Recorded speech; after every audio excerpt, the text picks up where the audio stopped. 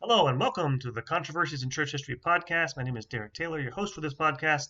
This is a reminder that you can find Controversies in Church History on various social media platforms, including Facebook, Twitter, YouTube, and also on Patreon. If you'd like to become a patron of the podcast, this is a free podcast for most people. I try to make it available through as many platforms and different types of social media as I can, but I do actually try to advertise every once in a while. I do have a few expenses for doing this, and it is a lot of work. So this is supposed to be a service. You're not supposed to you don't have to do this, but if you'd like to become a patron of our podcast, go to patreon.com and you'll find our Patreon page on Patreon, where you can become a donor, a monthly donor. I think it's $5, $7, and $10 to help out defray some of the cost of this stuff. Going forward, I'm going to start doing more things, interviews of those sorts of nature for patrons on Patreon, to focus more on that. So if you want to keep supporting the podcast, keep it going. All the episodes, in terms of the archive of what I've done, will be available free. Eventually they'll be made after a month or so, all the new ones. But if you become a patron, you get new episodes a month in advance. You get some other things, bonus features that it won't make available. All the regular episodes will be available to all people. So just to help out and say thank you to some of my donors. So if you'd like to do that, please go to patreon.com and think about signing up. Thank you and God bless.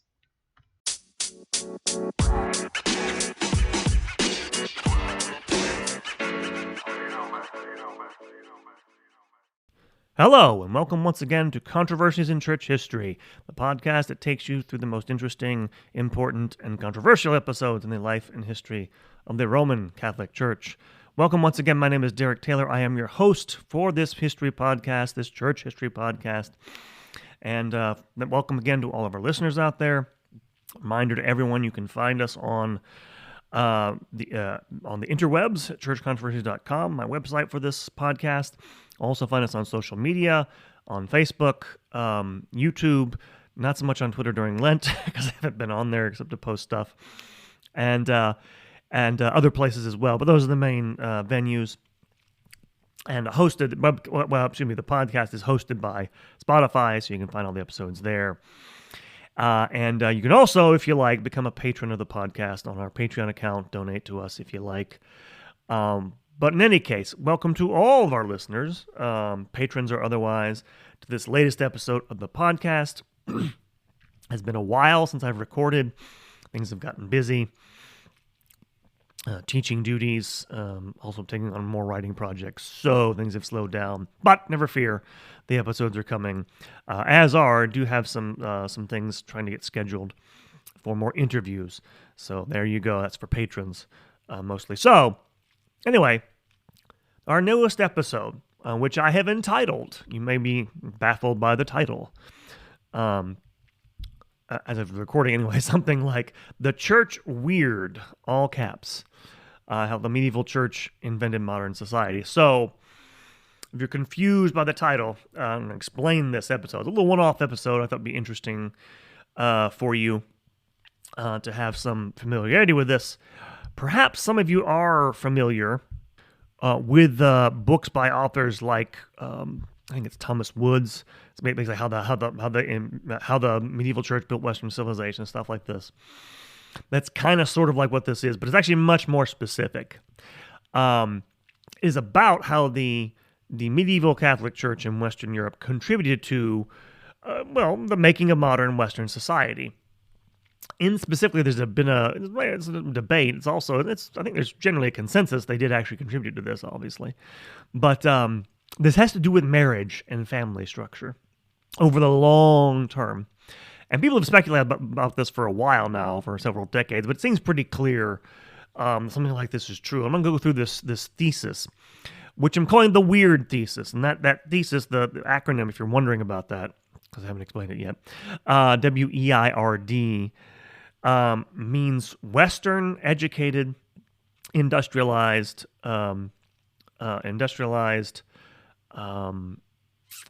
rich, and democratic. And so it's meant to designate what makes the modern West different from other civilizations.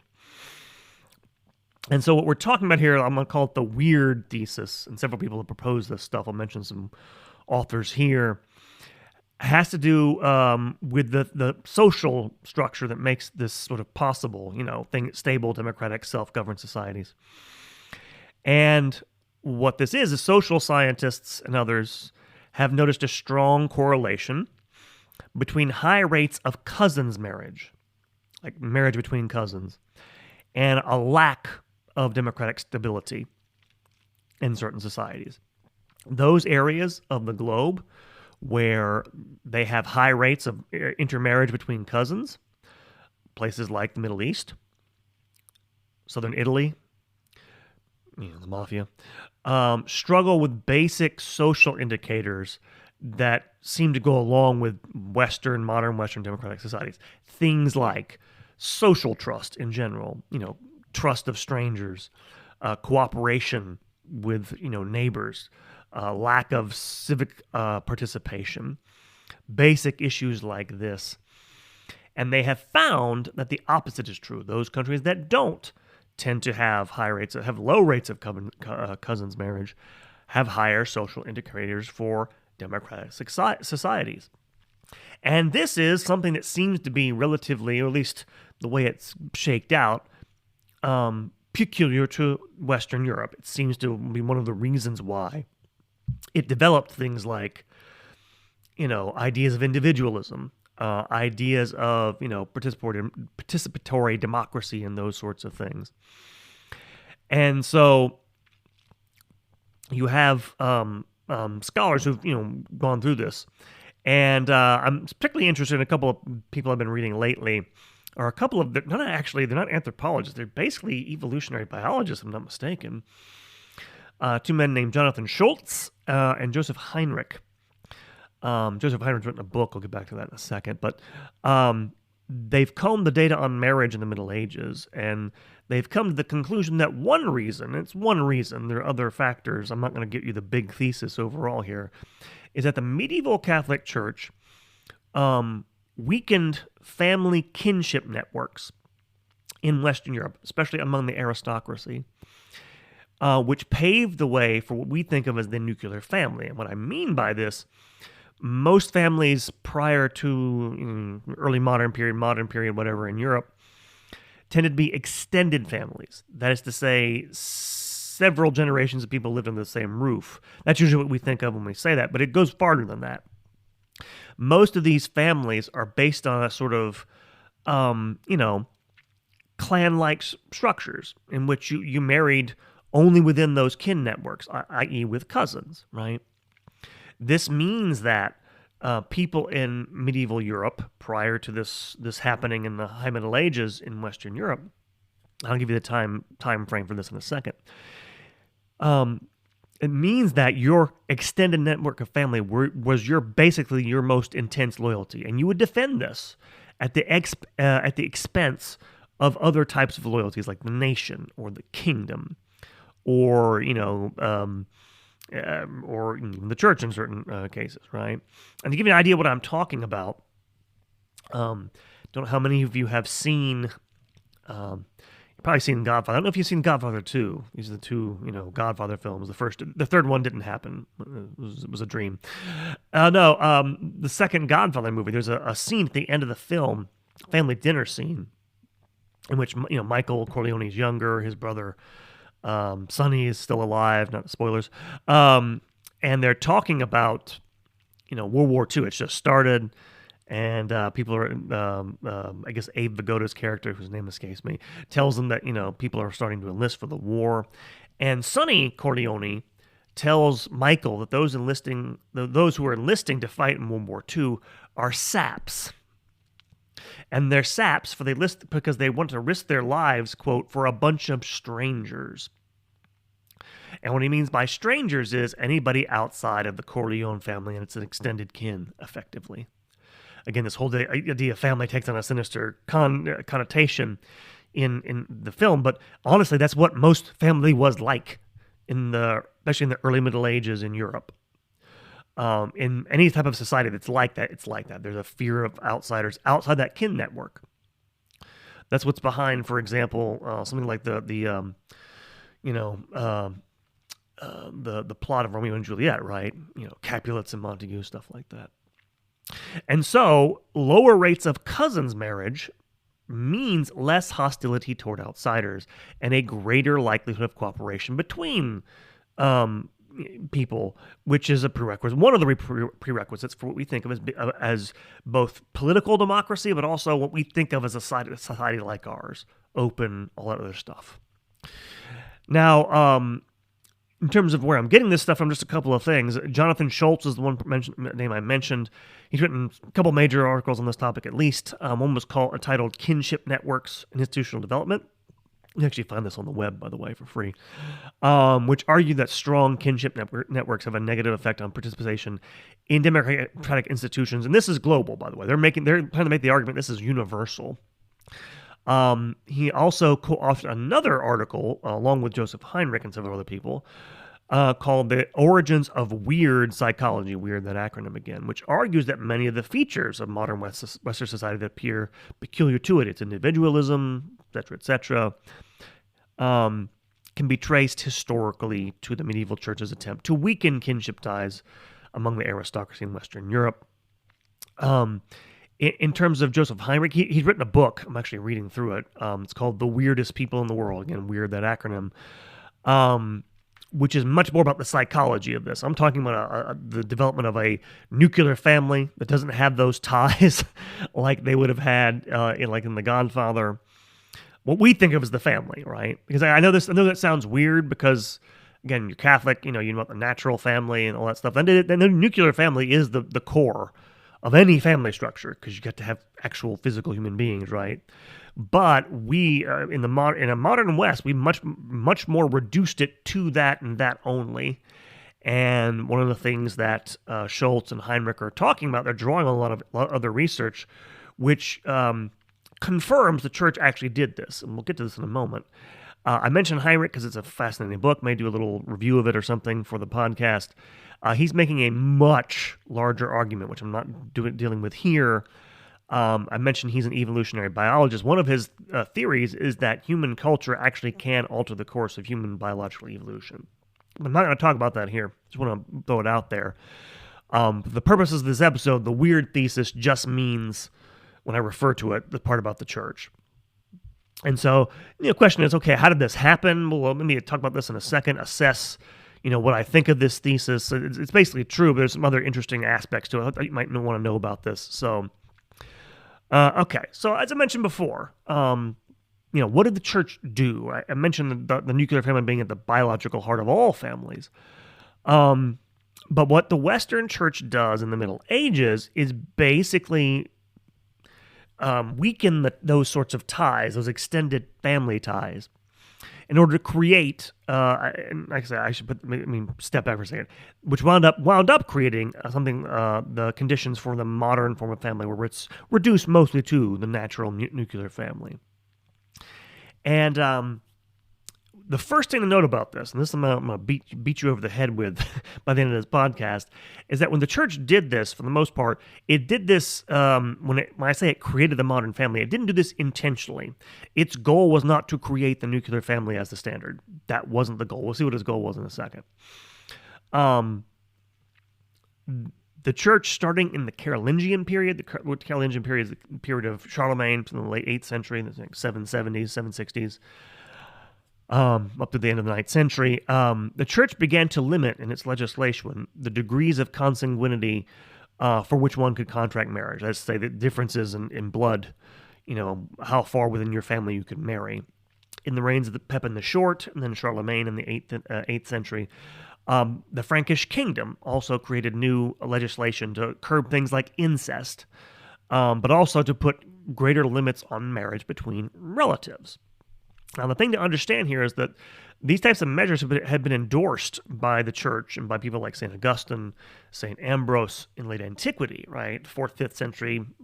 But because of the Western Empire's collapse, it's only in this latter period that there appears to have been a concerted push by church authorities to begin to demand the alteration of marriage patterns in Western Europe. Now, one thing to note about all this is that before the coming of Christianity in the Western Empire, strict monogamy. That means no divorce, no secondary types of marriage. It was not the norm in Roman civilization. Divorce was common, of course, in the ancient Roman world. And there existed different degrees or different types of marriages. For example, St. Augustine of Hippo, famously, before his conversion, took a wife. It's kind of like, I guess there is some parallel to this in the so-called idea of common law marriage, but it was like a sort of lesser type of marriage that had less legal responsibilities for the male party to that marriage, by whom he bore a son, by the way, Adeodatus. Had to give up his wife and son when he became ordained and everything and became a Christian. But anyway, the point is, with the conversion of Constantine the Great in the 4th century, the church began to try to enforce its vision of marriage. But, as I mentioned earlier, the collapse of the Roman Empire in the West in the 5th century hindered this. And of course, when the church came into Western Europe and started to evangelize outside of the old Roman Empire, those Germanic peoples they encountered were no more monogamous than the Romans had been. And things like concubinage, concubines, remained common. Famously, Charlemagne himself, even though he was a Christian emperor, definitely saw himself that way, and actually passed laws beginning to limit this sort of thing, had numerous concubines himself. So Christianity, and remember something about Christianity, its value system, its belief system. Again, these things are divinely ordained, don't get me wrong, dogmas of the church, but they come out of a civilization, a culture in the Middle East, which is very different from what had obtained in Western Europe. Anyway, any event, you have rulers beginning to work from the Carolingian period onward with bishops to enact this legislation, which begins to limit the degrees of consanguinity you can marry within. But things take a turn in the 11th century with the Gregorian reforms. If you remember, I did a whole podcast on this. The Gregorian reformers were these reformers who turned the papacy into an instrument for the reform of the whole church, greatly strengthening it and turning the Latin Rite Church long-term into a much more legalized and centralized institution that had been before this. And one of their main aims, if you remember, was to end clerical marriage, right? Partly to free the church from the hold of noble families, who these noble families they would fund churches, and they would pass on property and even church offices to relatives, right? So this is already kind of in the background. However, the Gregorian reformers also enacted legislation on marriage in general for lay people. Again, they got rid of clerical marriage. They did eventually get rid of that. But they also began to extend the ban on the marriage of cousins all the way to the 6th cousin. And it's kind of hard to, it doesn't register with us because we don't live in a society where we marry cousins, right? So to understand how radical this is, one has to understand that, first of all, no such prohibitions can be found in the Bible or in the earliest traditions of the church. So it has no sanction, really, from anything you might say is revelation. It really doesn't. But moreover, in literal terms, this meant that no one could marry another person. No man could marry another woman, right? If they shared one of their 128 great-great-great-great-great-grandparents. And by the way, before DNA testing, there is no way that anybody in the Middle Ages could actually trace that sort of ancestry who was commonly known. So why that degree of severity, right? This is what interests historians about this, especially. I should mention, by the way, the church enforced these prohibitions starting in the 11th century very strictly. Punishment for willful offenders who willfully knowingly broke these types of things, could be punished by things like annulment of their marriage, which, by the way, annulling the marriage means basically turning your kids into illegitimate children, disinheriting them. They can't inherit property at that point. So that can be a serious punishment. Penance, confiscation of property, corporal punishment, even slavery or excommunication for violation of these consanguinity rules. And so, as a result, after the 11th century, the nobility increasingly found it difficult to marry within their own families. And for common folk, for peasants, it became almost impossible. Now, one thing, okay, this brings up the obvious question. Why did the church do this? And one thing to note about this is these restrictions, by the way, were reduced. This didn't last. That's about a couple centuries, maybe 150 years or so. Probably about 150 years or so. In 1215, Pope Innocent III reduced those prohibitions back down to only the marriage of third cousins. And that would last for several centuries until the, canon law reforms of the 20th century, when first in 1917, the church reduced the prohibition between marriages of second cousins. Then 1983, the last canon law code issued. Now it's only first cousins who are prohibited. So, hey, if you like your second cousin, you can marry them now, I guess.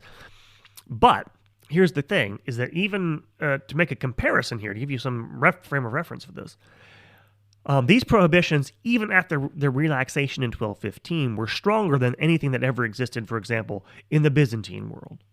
The Orthodox Church in the Byzantine world never prohibited marriage to third cousins and only went to the second cousin. Nor did they ever, as far as we're aware, attempt to enforce these consanguinity prohibitions like this in the very strict way the Western Church did.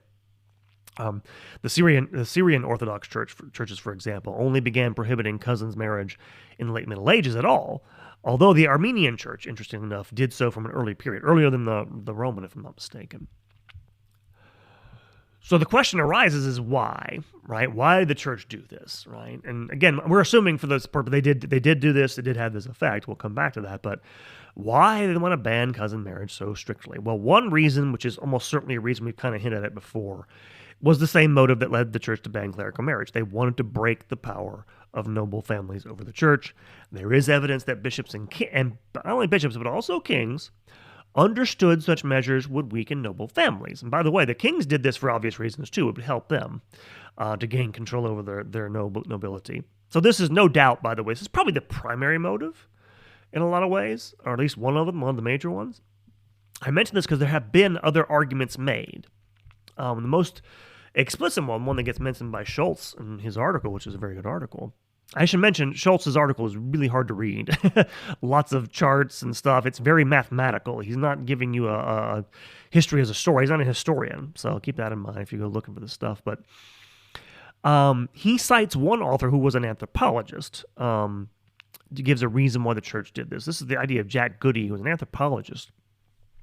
Published a book in 1983 called The Development of Family and Marriage, and Development of the Family and Marriage in Europe, 1983. And he argued that the church prohibited cousins' marriage so strictly because it made noble families less likely to have heirs, and thus increased the chances that they would bequeath their property to the church. Other words, he's basically saying the church had a financial inducement to do this.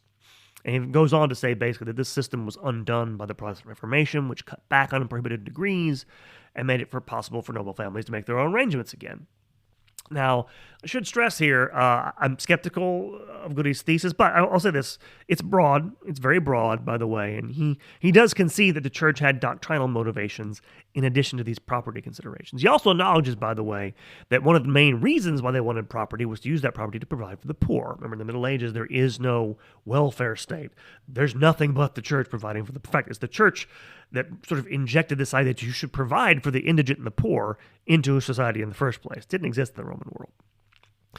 However, as someone like Natalie Zeman Davis has pointed out, and if you don't know who Natalie Zeman Davis is, she is one of the great historians of early modern Europe. And she reviewed the book, even though she's not an anthropologist, in 1985. And she points out that the book makes a lot of sweeping assertions that basically make it impossible to take seriously as an explanation. She notes that even if these marriage prohibitions, for example, made it more likely nobles would bequeath property to the church, they also made it easier for brothers, nephews, and cousins to make claims to property without heirs. Right? In other words, it helped people other than the church. She also mentioned, of course, that the monasteries themselves offered an alternative to a way of raising young. In terms of instead of raising them in extended kin networks, and in fact, monasteries are actually a good example because this makes it sound like you say Goody's thesis. He's not necessarily concentrating on the personal motives of the churchmen involved, but it does make it sound like, hey, they're just doing this to make money, they're scamming people. Well, again, the church didn't really have to induce a lot of this. People gave money to the church because they believed what it was. They believed very strongly, for example, again, they give specific reasons like, saying masses for the souls of the dead. But they donated to monasteries anyway because they believed that. The church, of course, also passed legislation which basically redefined marriage based on consent, right? This is famously, you have to give, you can't force people to marry, right? This is something, of course, aristocratic families, kings, they wanted to marry, for family purposes. They basically gave a weapon to the young to sort of defend themselves against this sort of thing. And so, in other words, even the church did benefit from these prohibitions, and there's no question the church did in some regards. It did become more wealthy, and it's one of the reasons why. It's not all of them. Others did as well, and often enough, this was intentional. One of the things, again, Davis points out is that, that money that went to the poor, the church defined its property as public property. What does that mean? It's not the private property of churchmen. Again, sometimes in practice that didn't work this way, but it was in some ways, if it was that property was dedicated, to the poor, it was sort of theirs, right? And so the church had other considerations, and she didn't buy his thesis, and I don't think I do either. Again, it's part of the picture probably, but certainly doesn't explain the whole thing. And again, the main thing is they were trying to have, break the control of these noble families. Again, remember what these families are like. they're like the Godfather. And I should have mentioned, if I didn't have to reiterate this, when I say these medieval families are like the Godfather, they're just as violent, if not more, than the families in the Godfather movies. So that's another reason they probably had this on their mind. My own take on this, my 2 cents on this, is why such, again, the extremity of the prohibitions is what needs explaining. To my way of thinking, I will go back and connect this back to the concerns of the Gregorian reformers for purity. If you remember on my podcast, one of the reasons to ban clerical marriage was concern about the purity of the priesthood, right? And the clerical state more generally speaking. Again, they thought priests had to be pure, ritually pure to convect the Eucharist, to say Mass and everything, right? And this is a concern, big concern, also because the clergy wanted to,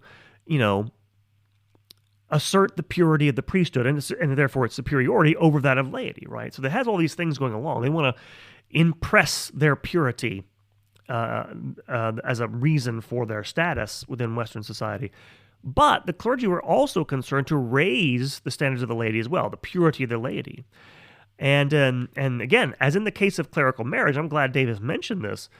Sometimes the church had the support of the laity for things like, again, if you remember my podcast, there were people who supported the laity who supported the banning of clerical marriage precisely because they were worried about the purity of their priests, both ritual and sexual and otherwise. And as Davis mentions, sometimes you did. Other time, and by the way, you definitely also had opposition. That was there. It took several centuries for this to work itself out.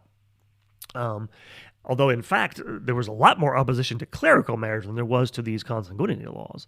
The opposition to clerical marriage was violent, like literally. I think I read a story where a bishop actually got killed for trying to enforce that ban on clerical marriage in his bishopric in the Middle Ages. So that was even worse. But there was still some opposition here. But a lot of times, some people it benefited them. But also, I think a lot of people did believe in this.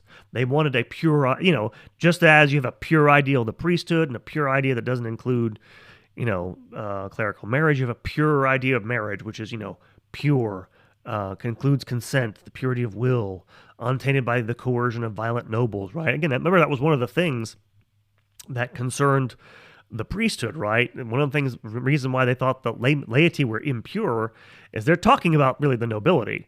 And they're impure. Why? Because they kill a lot of people in the Middle Ages. They're violent people. And so they're trying to, purify society in a lot of ways. And I think that's my 2 cents. Probably goes along with probably part of the issue. The church, in other ways, probably had more mixed motives.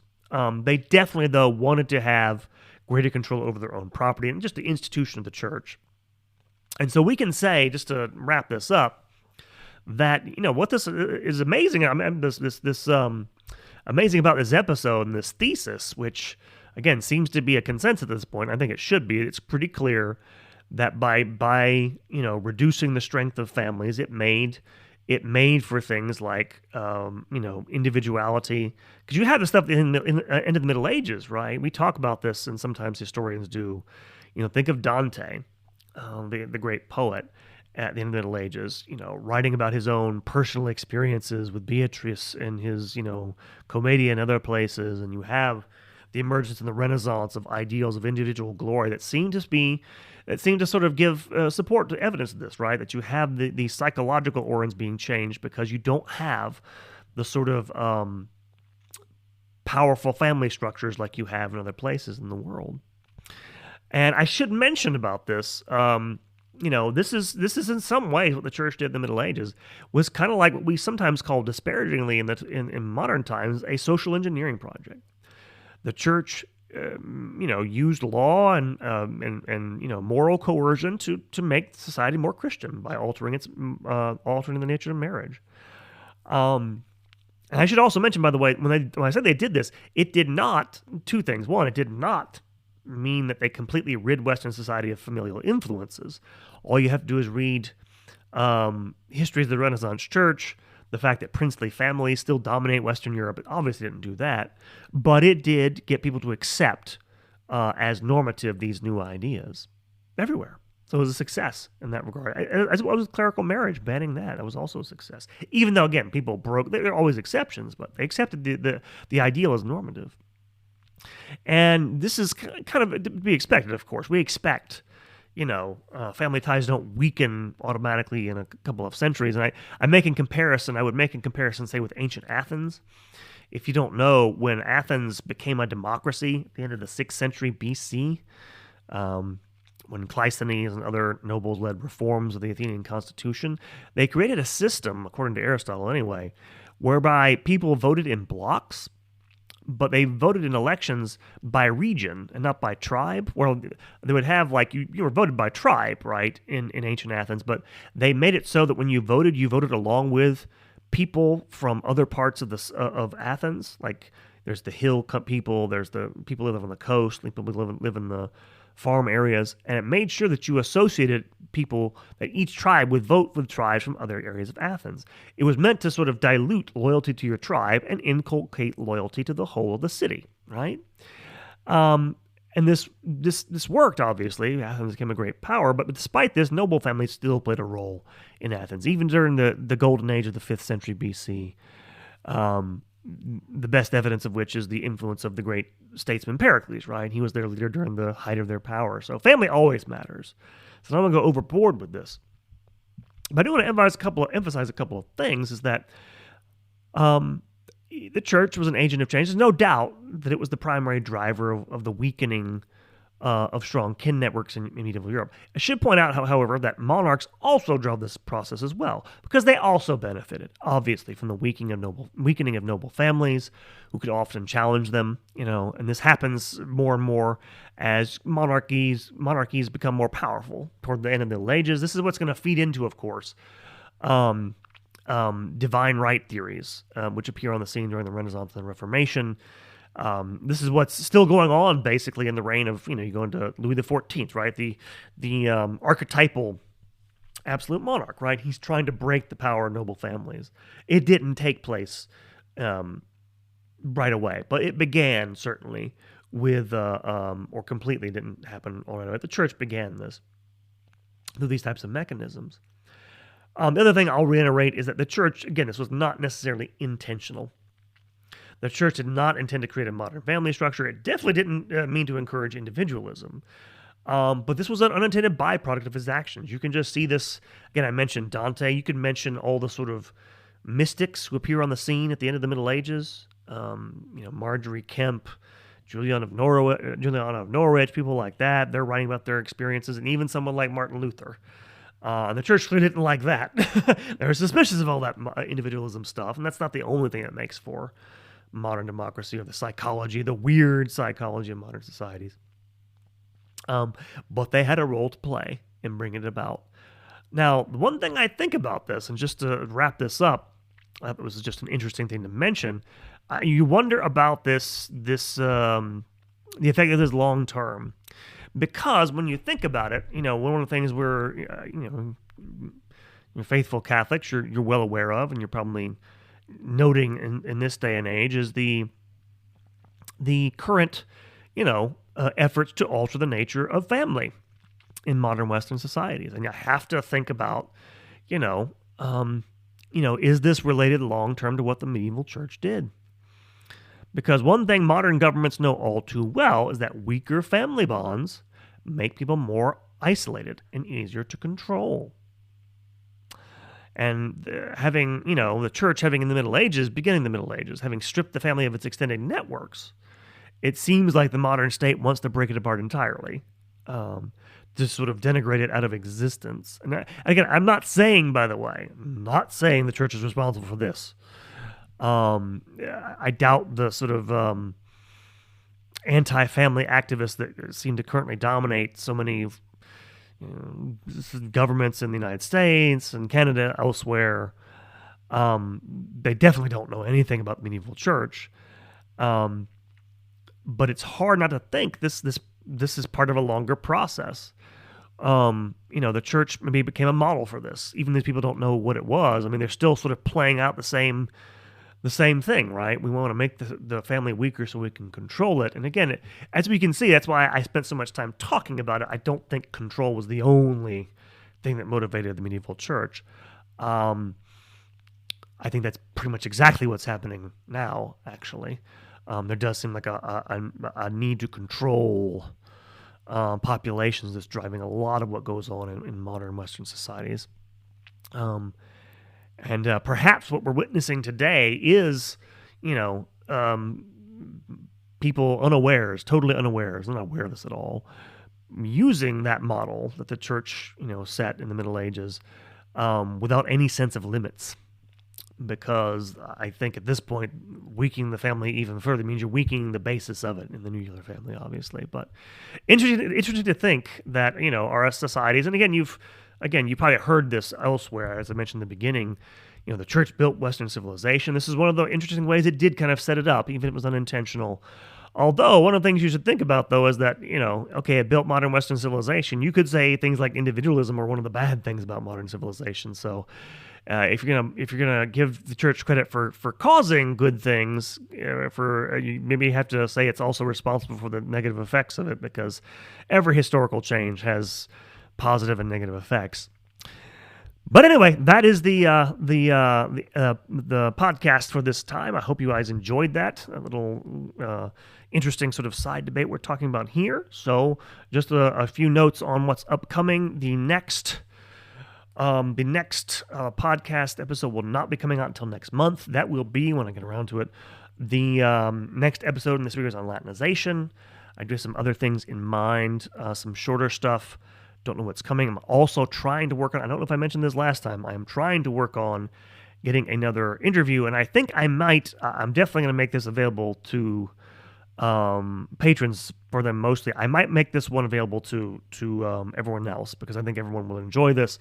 I'm trying to get Eric Ibarra on the podcast and interview him about his book. If you don't know, he's written a very humongous book on the history of the papacy vis-a-vis the Orthodox in the first 1,000 years of the history of the church, and I'd like to have him on to talk about it. So those things are kind of in the works. And so I have some stuff upcoming. Also be on the lookout for articles of mine. I have one coming out in Crisis Magazine soon. Be another one following that, probably another couple of weeks. So things in the offing. So look out for that stuff. And yeah, remember, you can find us on social media, Facebook, YouTube, Twitter, definitely after Lent. I don't know, maybe not definitely. I may just make that permanent, except for when I share stuff.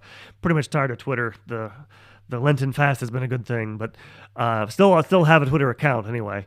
And also, you can become a patron on our Patreon account as well for Controversies in Church History, and also on the web at churchcontroversies.com. Thank you, everyone, for listening. Hope you enjoyed this. Be lookout for the next episode when it comes out. Thank you, my listeners. God bless you all, and you'll be hearing from me soon.